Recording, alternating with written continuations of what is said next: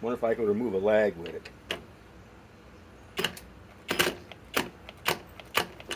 Okay, let's turn the pulse off. Turn on the speed 1. Turn the pulse off.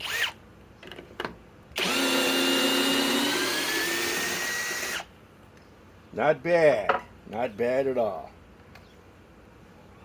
Remove the lag I installed with my new Milwaukee High Torque.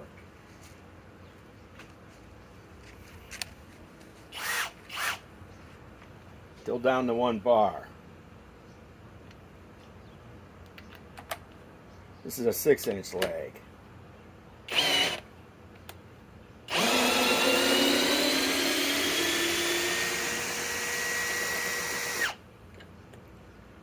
Not bad.